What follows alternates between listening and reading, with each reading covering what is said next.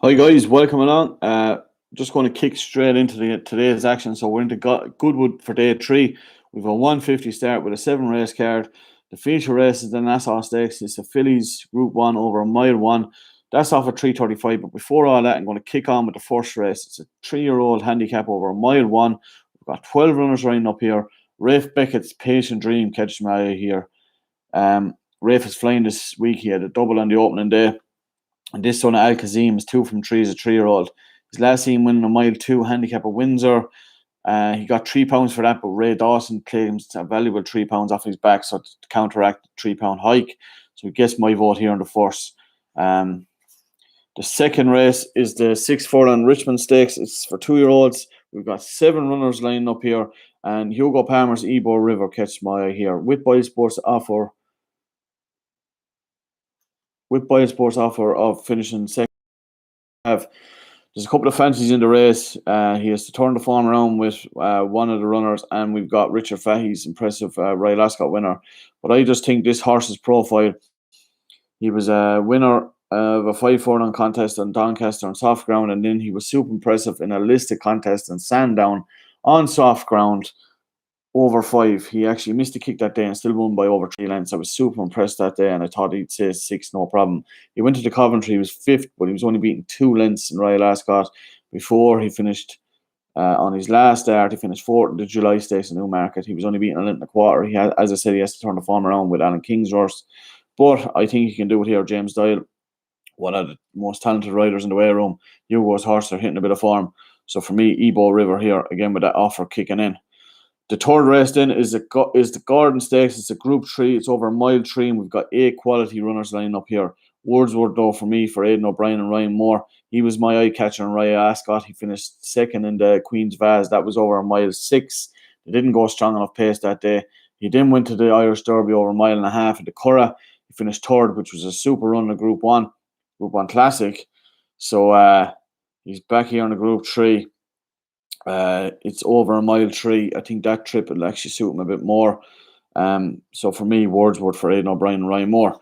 Then that brings us to the feature race, the Nassau Stakes. This is a cracking contest. As I said, it's for fillies and older mares. It's over mile 1. It's Group 1. We've got, how many are we in it? 7 or 8 in it. Some quality fillies and mares in this race. The top one, James Francois Adaria, she was super impressive in the Breeders' Cup at Keeneland, and then was second to behind Love at Royal Ascot. She's going to take a bit of beating, but I'm going to take her on. Joan of Arc for me. I think she's been absolutely a sensation this year. She won the Guineas trial at Leopardstown at the start of the season. That was over a mile. She then went and was second in the Irish 2000 Guineas behind Empress Josephine, only beating a short head on soft ground. Empress Josephine actually here reopposes her here, but she then went to Chantilly to the French Oaks and was an absolute gutsy, superb winner of an 18-runner Group 1 Classic in France on soft ground. She won by 3/4 of a length, but she showed a great deal of guts that day. That was over mile 2. She's won over the mile 2. This is a mile 1. I think it's going to be right up her street here. I think Empress Josephine could come back to form if she leaves that poor run behind her last day. She was absolutely scintillating in the Irish 2000 Guineas. And, 1,000 Guineas. My apologies. But, yeah, I think she could be one there to fill the frame as well. So, but for me, Joan of Arc, I think she's going to win, and I think she's going to win well. That's my selections in Goodwood. Now we're on to Galway Hurdle Day. Of course, we seen yesterday what the maestro that is, Willie Mullins.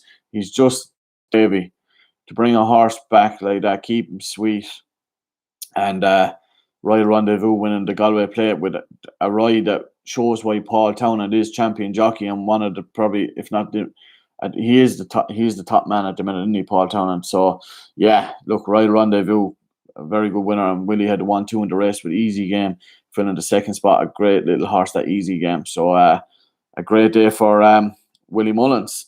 That was yesterday though. We're on to today's race, and we've Galway Hurdle is the feature. It's off at 6:15. But before all that, we're going to start with the first race. It's a 2-mile novice hurdle, and a carrier here for Emmett Mullins. He's the standout for me here. He won a Punchestown bumper very impressively. He then backed that up when a Roscommon bumper. He then went. He was second on his only start. He was odds on for his only start over hurdles. You actually do put winner reoppose him here, but the winner has a £7 penalty. Jessica Harrington's runner.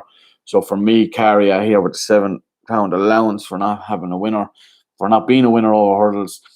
I think he's the one here. Emmett is he had a winner already. I think he can go and have his second 2021 Galway Festival winner. That brings the second race is 2 mile 6 beginners chase. We got 15 runners lined up here, but for me, Willie Mullins Blueberry. I was actually going to put this video up last night, and I was saying in the video last night, but I didn't get it out in time. That he was a bit short. He's about 7-4. He's about 2-1 at the minute. I'd like him to go 2-1 to 3-1. So 2-1 is a fair price for this horse. It's his first start over fences. He won the Coral Cup at Cheltenham on soft ground. He's been running in all the super big graded handicap. He's been running all the big graded handicap hurdles since, and his last run was a winning one where he beat Snow Falcon by 4.5 lengths. I think he could be ready to rock here. Willie's horses are in form, and for me, Blueberry. That brings us to the third race, a Grade 3 novice chase. It's over 2 miles 2. We've got 8 runners here, and Joseph O'Brien's Druid's Altar here with JJ Slevin in the saddle. His first run over fences was 2 mile beginner's chase. I think that was in Clonmel. Don't quote me on the track, but he was absolutely hammered that day. I remember it was 11-2 into even money. He was smashed, and he had a valuable £7 claimer on. He finished second though, but he stepped up the 2 mile treat in at Limerick and absolutely bolted in Limerick. That was a novice chase again. JJ was in the saddle that day. He's in the saddle today. A very good rider. And I think here at 137-2, I think he's the one here. I think he's could be a little bit bigger actually now, but Druid's Altar for me in the third race. That brings us to the feature race. We need a bit of luck in these feature races. We hadn't had it all week, but look, that's what Galway is. It's either feast or famine, as they say. But the Galway hurdle, one of the feature races of the week. I love the Galway hurdle. It's over 2 miles. We've got 20 runners lined up here. So not only have we to go through the form, but you just need to rub with the green as well. So I've 2 here each way. Cape Gentleman, Emmett Mullins is runner. Kevin Brogan's in the saddle, a very good rider. This rider. I went through this horse's form in another video. I really like this horse's form, and I think he's still well marked and could. Look, Emmett done a piece in Racing Post during the week about horses being able to train, or trainers being able to train horses, but just placing them right. So I think he's shown he's well able to place them. So for me, Cape Gentleman each way. But another one I like at a big price is Born of Victory. Willie Mullins and a very good young rider, Jack Foley. He's taken a very valuable £7 off of his back. This horse was a winner on debut over hurdles in a Grade 3 in Punchestown. That's super impressive. He then went and won the 2020 Triumph Hurdle. That was a Grade 1. Now, he was lucky to win that day. That was the race that Goshen won, but he was still going to be second. We didn't see him for about 14 months then. He came back this year to the Punchestown Festival where he ran in the Champion Hurdle, a Grade 1 over 2.5 miles. So he's obviously had a little bit of a problem, but they brought him back. They thought he was good enough to run the Champion Hurdle.